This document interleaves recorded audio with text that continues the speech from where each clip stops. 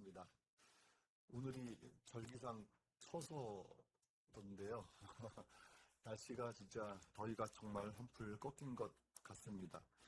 우리가 매년 이제 계절의 변화를 경험하는데 이렇게 그 변화를 경험할 때마다 늘 좀 새로운 것 같습니다. 우리가 지난 여름, 우리 여름 더운 여름 잘 지나가고 있는 중인데 하나님께 나아가는 우리의 여행이 가을에도 아름답게 좀 이어졌으면 좋겠습니다. 오늘 저는 성서일과 이제 구약 본문이고요.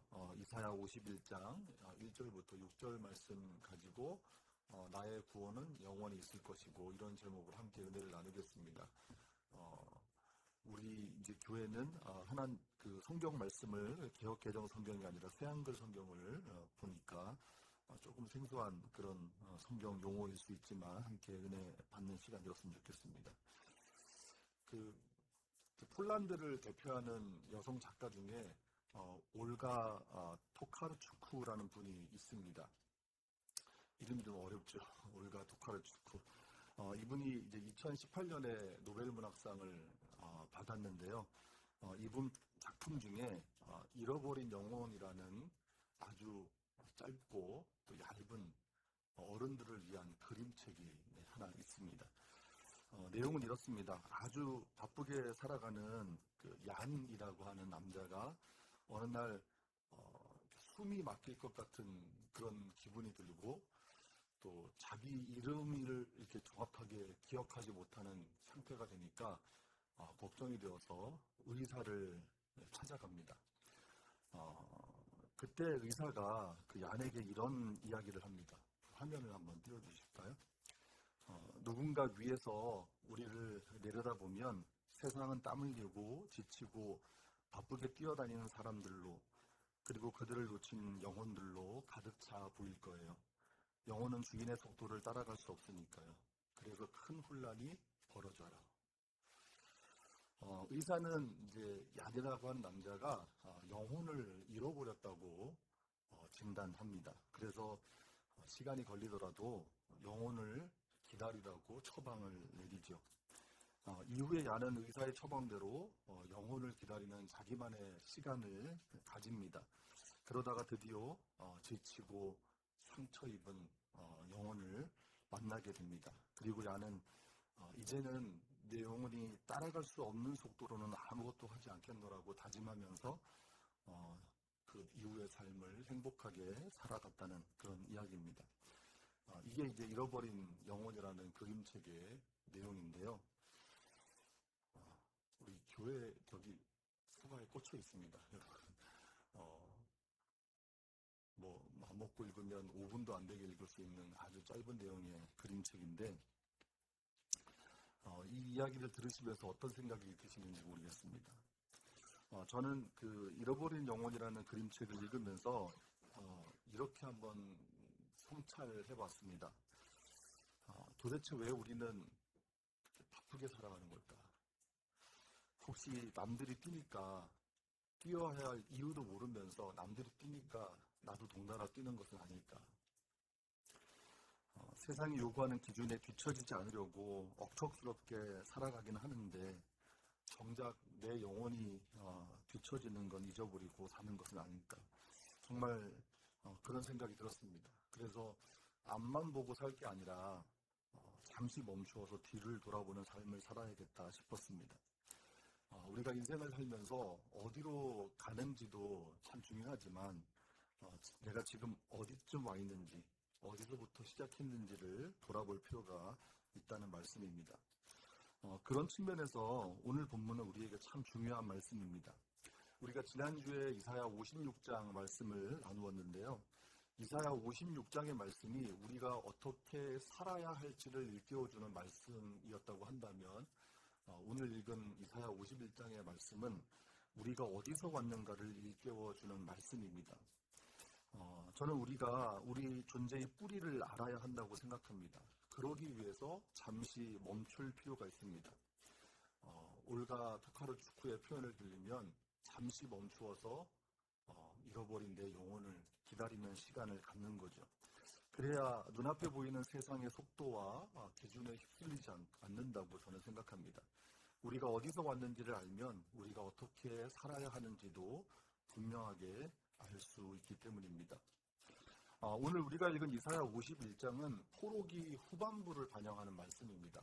제가 지난주에 이사야를 좀 이렇게 신학적으로는 세 개로 좀 구분해서 이해할 필요가 있다고 말씀을 드렸는데, 이사야 51장은 이제 제2 이사야라고 합니다. 그래서 포로기 시대를 반영하는데, 특별히 51장은 이제 이스라엘이 바벨론이라는 나라에 끌려가서 포로 생활을 한 70년을 하거든요. 그래서 50년쯤 지났을 때의 시점에서 하나님께서 주신 말씀입니다.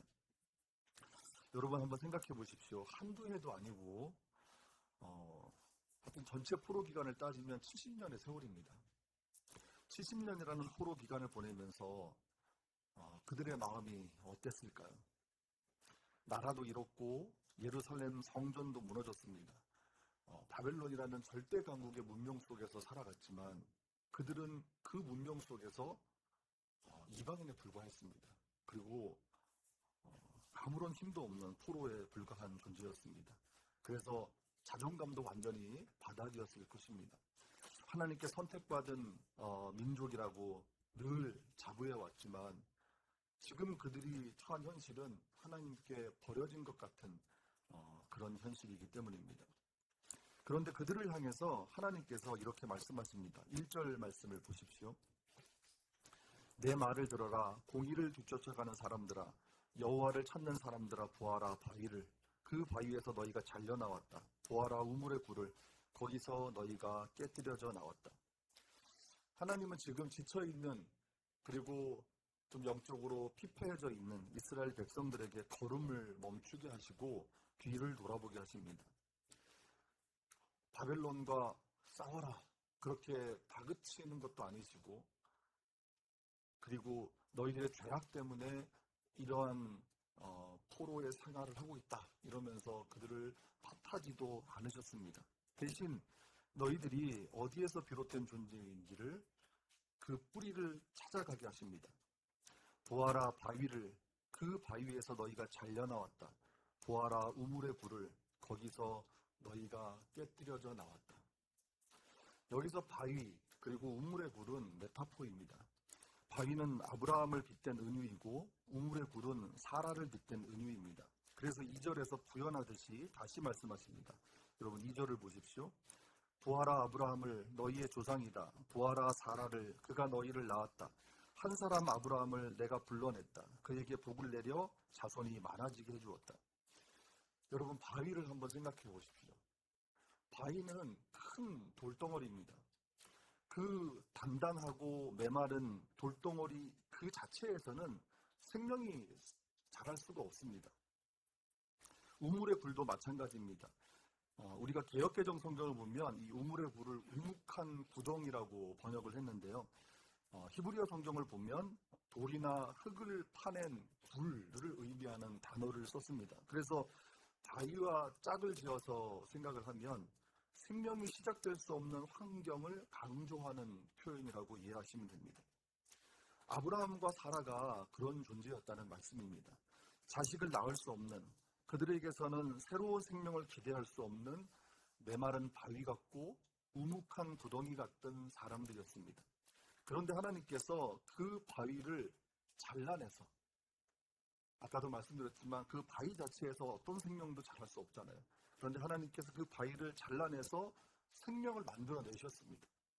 아무것도 없는 빈 구덩이에서 이끌어내셨습니다. 솔직히 아브라함과 사라가 무슨 대단한 영웅들입니까? 아닙니다. 세상의 눈으로 보면 그저 그런 사람들일 뿐입니다. 자식도 기대할 수 없는, 그래서 미래를 담보할 수 없는 늙고 평범한 존재였습니다. 그러나 하나님께서 그 아브라함을 은혜로 불러내시고 당신의 신실한 손길로 깎으시고 다듬으셔서 마침내 큰 민족을 이루는 믿음의 조상이 되게 한 것입니다. 그러므로 바벨론 포로로 끌려온 이스라엘 백성들은 지금 처해 있는 환경을 바라보지 말라는 말씀입니다. 너희가 비록 바벨론에서 포로로 살아가지만 하나님께서 친히 떠내시고 잘라내시고 길러내신 하나님의 백성이라는 사실을 일깨워 주시는 겁니다. 그리고 결국 이 말씀은 오늘 우리에게 주시는 말씀입니다.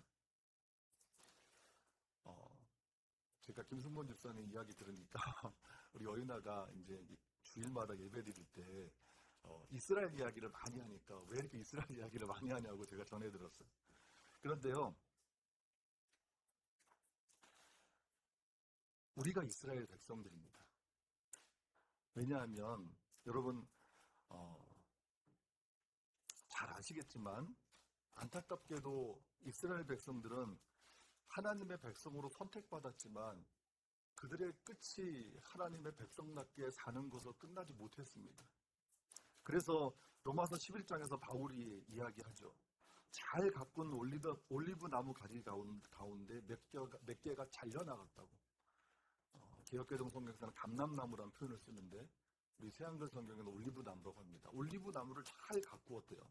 그런데 그 중에 몇 가지는 잘려나갔대요.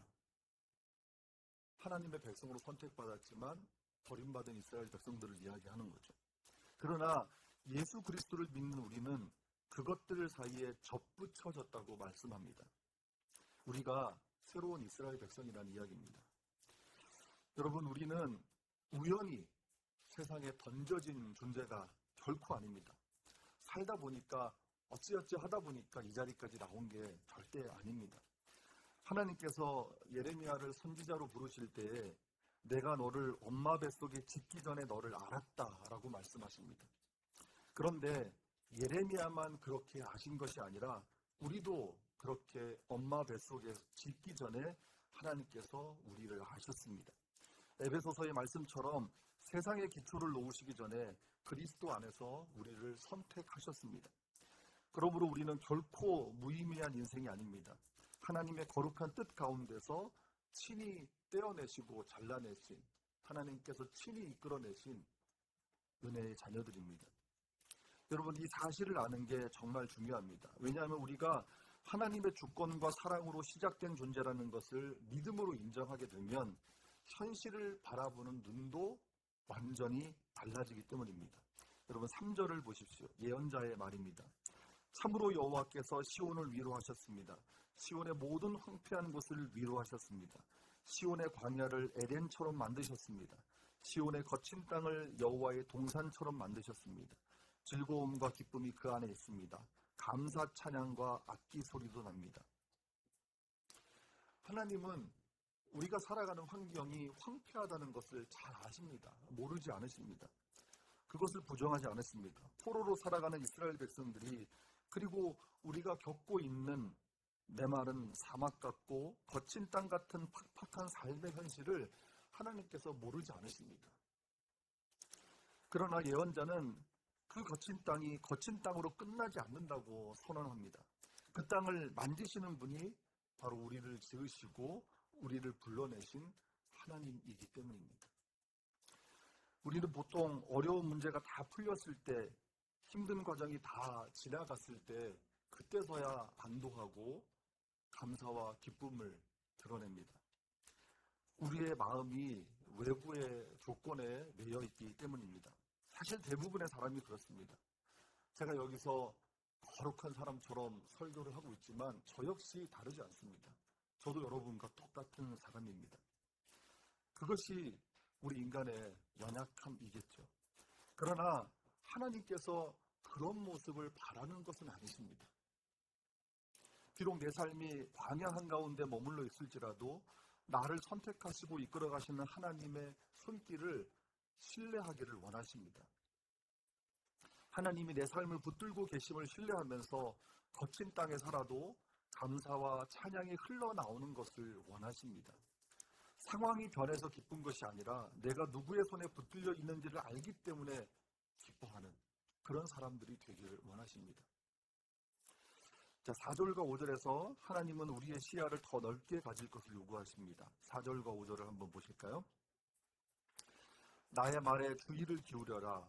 나의 백성아, 나의 나라야, 나에게 귀 기울여라. 가르침이 나한테서부터 나갈 것이기 때문이다. 나의 정의가 민족들의 빛이 될 것이기 때문이다. 내가 얼른 그렇게 하겠다. 나의 공의가 가까워졌다. 나의 구원이 나갔다.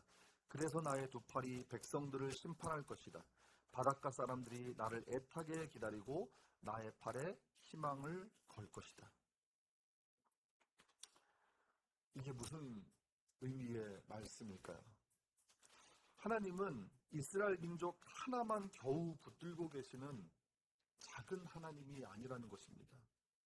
이스라엘뿐 아니라 그 거대한 바벨론 제국을 포함해서 온 세상을 다스리시는 크신 하나님이라는 겁니다. 그래서 누구든지 하나님을 애타게 기다리고 누구든지 하나님께 희망을 건다면 하나님은 그를 붙들 것이라는 약속의 말씀입니다. 이스라엘이라는 혈통으로 붙드는 게 아니에요. 이스라엘 백성들은 내가 이스라엘 민족이니까 그런 자부심으로 살았잖아요. 그런데 세례 요한이 뭐라고 합니까? 하나님은 돌들로도 이들을 하나님의 백성, 이스라엘 백성으로 만들 수 있다고 하잖아요. 누구든지 하나님을 애타게 기다리고 누구든지 하나님께 희망을 건다면 하나님은 그를 붙드십니다. 온 세상 누구라도 하나님을 인정하면 하나님은 그를 붙들어 주시겠다는 말씀입니다. 그러니 바벨론의 위세에 주눅들지 말고 온 세상을 다스리시는 하나님을 신뢰하라는 말씀입니다. 여러분 이제 6절을 보십시오. 이제 6절 말씀이 오늘 본문의 핵심인데요. 하나님 우리 시선을 완전히 다른 차원으로 이끄십니다. 우리 다 같이 6절 말씀을 다시 한번 좀 읽어볼까요? 같이 읽습니다. 시작. 하늘로 너희 두 눈을 들어라. 아래로 땅을 바라보아라. 하늘이 연기처럼 갈기갈기 찢어지고 땅이 옷처럼 낡아질 것이다. 땅에 사는 사람들이 이렇게 죽을 것이다. 그러나 나의 구원은 영원히 있을 것이고 나의 공의는 깨뜨려지지 않을 것이다. 여기서 하늘, 땅은 또 메타포로 쓰인 게 아니에요. 그냥 자연 그대로를 말합니다. 하나님께서 우리에게 저 높은 하늘을 바라보라고 하십니다. 그리고 발 아래 넓은 땅을 바라보라고 하십니다. 우리 인간의 눈에 하늘처럼 땅처럼 위대한 것이 또 어디 있습니까? 얼마나 놀라운 자연입니까? 그래서 고대인들은 하늘을 섬기고 땅을 섬기지 않았습니까? 자기들보다, 자기라는 그 인간의 존재보다 훨씬 더 위대한 존재로 보여졌기 때문에. 하늘과 땅은 태초부터 지금까지 늘 그 자리에 있는 거대한 자연 아닙니까? 그래서 영원 불변할 것처럼 보이지만 그러나 하나님은 그 거대한 자연조차도 결국 연기처럼 갈기갈기 찢어지고 낡은 옷처럼 헤어져 사라지는 피조물에 불과하다고 말씀합니다. 그렇다면 여러분 생각해 보십시오. 하늘과 땅도 이렇게 유한하게 사라진다면 그 땅 위에서 영원할 것처럼 위세를 부리던 바벨론 제국이 어떻게 될 것 같습니까? 세상의 권세나 영광이 아무리 대단해 보여도 결국 덧없는 한순간에 불과할 뿐입니다. 여러분 한단지몽이라는 고사를 잘 아시죠? 중국 당나라 시대에 노시성을 가진 젊은 선비가 한단이라는 도시의 어느 주막에 들렀다가 여시성을 가진 도사를 만납니다. 영웅이라는 도사를 만나는데 그 도사와 이런저런 대화를 하다가 너무 졸음이 와서 잠을 청하게 됩니다. 그 영웅이 가지고 있던 그 청자로 만든 베개가 있었는데 그 베개를 빌려서 잠을 청하죠.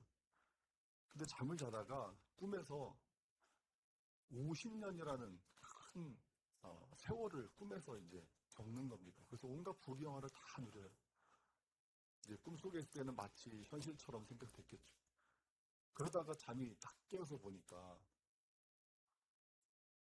그 주막 주인이 밥을 짓는다고 조밥을 짓는다고 짓다가 짓기 시작했을 때였는데 잠에서 깨보니까 그 조밥이 있기도 전이었답니다. 그러면서 크게 깨닫죠. 세상의 부귀영화가 이렇게 덧없는 것이구나. 한순간일 뿐이구나. 세상의 권세와 영광이 정말 그렇습니다. 당시 이스라엘 백성들을 주눅들게 했던 바벨론의 대단한 문명도 인간의 역사에서는 짧은 순간일 뿐입니다. 오늘날 우리가 손에 쥐려고 하는 세상의 성공과 기준들도 결국 한난지몽의 고사처럼 짧게 지나가는 덧없는 것들일 뿐입니다. 여러분 잘 생각해 보십시오. 우리가 영적으로 침체되는 때가 언제입니까? 낡아지고 사라져버릴 세상의 조건들에 우리의 마음과 시선을 빼앗길 때입니다. 우리를 붙들고 계시는 하나님을 신뢰하지 못할 때 우리가 낙심합니다. 그런데 하나님 이렇게 말씀하십니다. 그러나 나의 구원은 영원히 있을 것이고 나의 공의는 깨뜨려지지 않을 것이다. 물론 우리가 세상이 더덥다고 해서 세상을 등지고 살 수는 없죠. 절대로 그렇게 살아서는 안 됩니다. 다만 세상이 우리의 소망이 될 수 없다는 것을 아는 거예요. 세상의 평가에 일희일비하지 말고 영원히 있을 하나님의 구원을 사모하면서 또 깨뜨려지지 않는 하나님의 공의를 기대하면서 주어진 일상의 현실을 성실하게 살아가는 것입니다.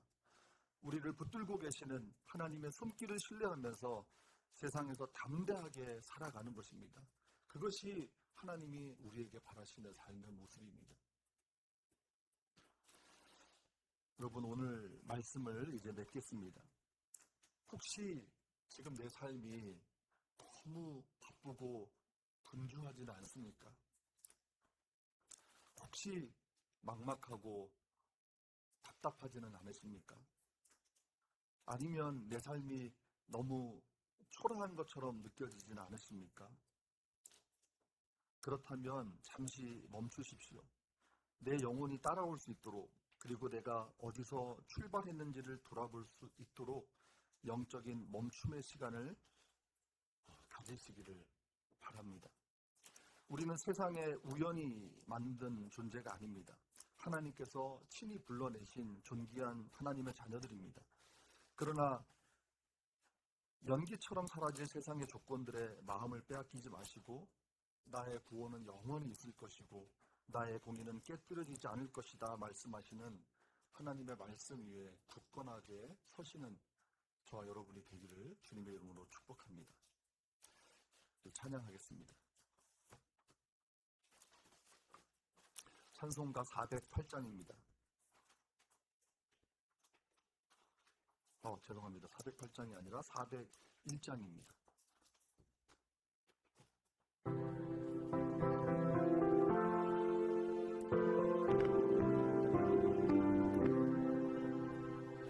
주의 곁에 있을 때 마음이 든든하오니 주여 내가 살 동안 인도하여 주소서. 주여 나를 인도하소서. 빠른 세상 살 동안 주여 인도하소서. 피난처 있겠으요 세상 물결 넘을 때 그 시는에 베푸사 나를 숨겨주소서.